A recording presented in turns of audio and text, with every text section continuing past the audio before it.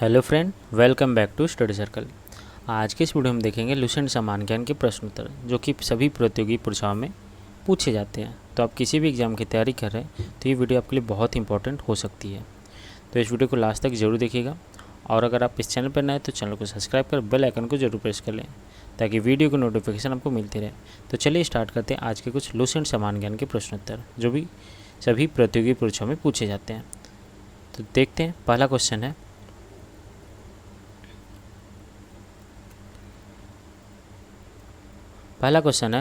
भारत रत्न प्राप्त करने वाली पहली महिला कौन थी? तो इसका ऑप्शन है श्रीमती पी.के. घोषिया, श्रीमती इंदिरा गांधी, श्रीमती बचेंद्री पाल और सुश्री सुष्मिता सेन। तो इसका राइट आंसर क्या होगा? इसका राइट आंसर है श्रीमती इंदिरा गांधी। श्रीमती इंदिरा गांधी को भारत रत्न मिला था पहला, जो कि पहली भारतीय महिला थी। तो भारत रत्न प्राप्त करने वाली पहली भारतीय महिला कौन थी? श्रीमती इंदिरा गांधी। तो ये राइट आंसर है। अगला क्वेश्चन है, ग्लोब पर कर्क रेखा भारत के कितने राज्यों से होकर गुजरती हैं? यानी ग्लोब पर जो कर्क रेखा दिखाई जाती है तो भारत के कितने राज्यों से होकर गुजरती है? तो इसका ऑप्शन है 5, 8, 4 और 6। तो इसका सही जवाब क्या होगा? इसका सही जवाब है 8। 8 राज्यों से होकर गुजरती है। जो ग्लोब पर कर्क रेखा दिखाई गई है वो भारत के 8 राज्यों से होकर गुजरती है। तो इसका ये राइट आंसर है, 8 राज्य से होकर गुजरती है। अगला क्वेश्चन है, भारत का बोस्टन किसे कहा जाता है? तो इसका ऑप्शन है अहमदाबाद, बड़ोदरा, मुंबई या सूरत। तो इसका सही जवाब होगा अहमदाबाद। अहमदाबाद को भारत का बोस्टन कहा जाता है। यानी भारत का बोस्टन किसे कहा जाता है? अहमदाबाद को। तो अहमदाबाद इसका राइट आंसर है। ऑप्शन ए जो है राइट आंसर है। अगला क्वेश्चन है, प्रतिवर्ष भारत का वृहत्तम पशु मेला कहाँ लगता है? यानी सबसे बड़ा पशु मेला कहाँ लगता है भारत का? तो इसका ऑप्शन है सोलापुर में, सोनीपत में, सोनमार्ग या सोनपुर में। तो इसका सही जवाब होगा सोनपुर में। सोनपुर में जो है भारत का सबसे बड़ा मेला पशु मेला लगता है और ये हर साल लगता है। कहाँ लगता है? सोनपुर में। सोनपुर में पशु मेला लगता है। अगला क्वेश्चन है, कौन सा नदी है जो दक्षिण भारत की गंगा कहलाती है? तो इसका ऑप्शन कावेरी, तुंगभद्रा, गोदावरी या कृष्णा। तो इसका सही जवाब होगा गोदावरी। गोदावरी नदी जो है दक्षिण भारत की गंगा कहलाती है। यानी दक्षिण भारत में गोदावरी को गंगा के नाम से जानते हैं। यानी इसका राइट आंसर क्या है? गोदावरी। अगला क्वेश्चन है, भारत का जो राष्ट्रीय ध्वज है इसका नियम कब से लागू कर दिया गया है? तो इसका ऑप्शन है 2000, 2001, 2002 या 2003। तो इसका सही जवाब है 2002। 2002 में भारतीय राष्ट्रीय ध्वज जो है उसका नियम लागू किया गया। भारत का जो राष्ट्रीय ध्वज नियम जो है 2002 में लागू किया गया। इसका right answer C, option C जो है राइट आंसर है। ओके, तो ये सब लुसेंट समान ज्ञान के प्रश्न उत्तर है जो कि सभी प्रतियोगी परीक्षा में पूछे जाते हैं। तो इस वीडियो को अंत तक जरूर देखिएगा। अगला क्वेश्चन हम देखते हैं, भारत के जो तीसरे राष्ट्रपति कौन थे जिनका कार्यकाल में ही निधन हो गया था? तो ऐसे कौन से राष्ट्रपति थे जो तीसरे थे और उनका अपने कार्यकाल में ही निधन हो गया था? तो इनका ऑप्शन है Sanjeev Reddy, doctor Zakir Hussain, doctor V V. Giri या इनमें से कोई नहीं।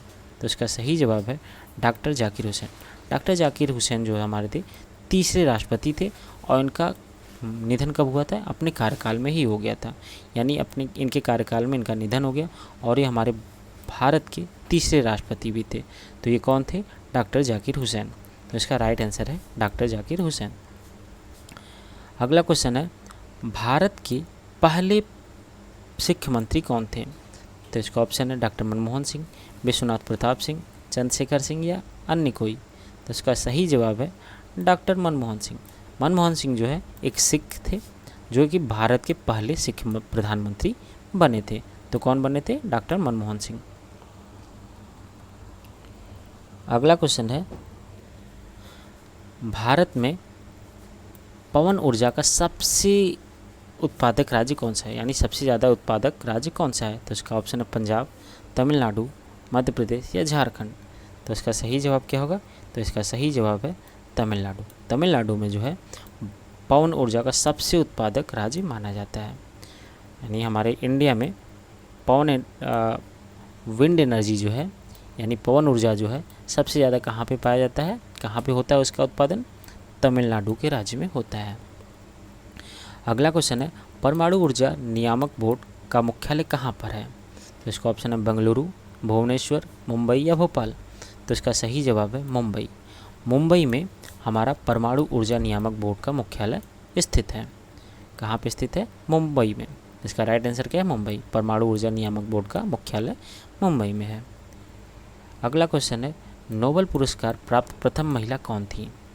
तो इसका ऑप्शन है इंदिरा गांधी, मदर टेरेसा, किरण बेदी या सरोजनी नायडू। तो इसका राइट आंसर है क्या है? Mother Teresa. मदर टेरेसा जो है इनको नोबेल पुरस्कार मिला था और ये भारत की प्रथम महिला थी।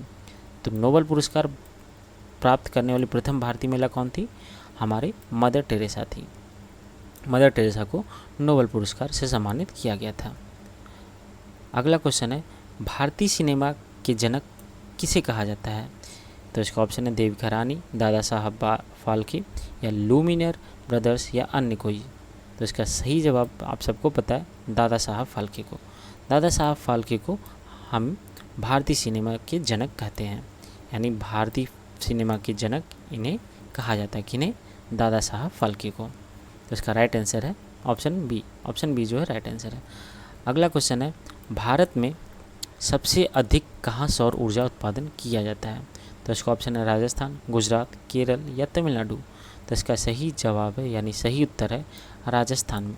राजस्थान में हमारे सबसे अधिक सौर ऊर्जा का उत्पादन किया जाता है, यानी भारत देश में सबसे अधिक ऊर्जा का सौर ऊर्जा का उत्पादन हमारे राजस्थान राज्य में होता है। राजस्थान में होता है। अगला क्वेश्चन है भारत में डाक व्यवस्था शुरू करने वाला ब्रिटिश गवर्नर कौन था? तो इसका ऑप्शन है Lord Dalhousie, Lord Cripps, Lord Curzon या लॉर्ड माउंटबेटन।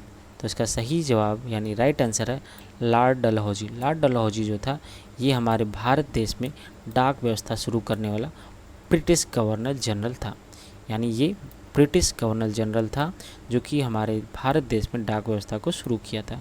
तो वो कौन था? लॉर्ड डलहौजी था। तो ये राइट आंसर है। इसका कौन सा ऑप्शन है? Option A. ऑप्शन ए जो है राइट आंसर है, लॉर्ड डलहौजी। अगला क्वेश्चन है भारत में शिक्षा क्या है? यानी भारत में शिक्षा को हम क्या मानते हैं? तो इसका ऑप्शन है नागरिक अधिकार, राज्य दायित्व, राजनीतिक अधिकार या मूलभूत अधिकार। तो इसका राइट आंसर होगा डी। ऑप्शन डी जो है राइट आंसर, मूलभूत अधिकार मानते हैं हम, यानी भारत में हर किसी को शिक्षा का अधिकार है। ये मूलभूत हमारा अधिकार है। ठीक, ये भारत में हम मूलभूत अधिकार मानते हैं अपने शिक्षा को। तो ये थे लुसेंट समान ज्ञान के कुछ प्रश्न उत्तर जो कि सभी प्रतियोगी परीक्षा में पूछे जा सकते हैं। तो ये वीडियो आपके लिए बहुत इंपॉर्टेंट हो सकती है।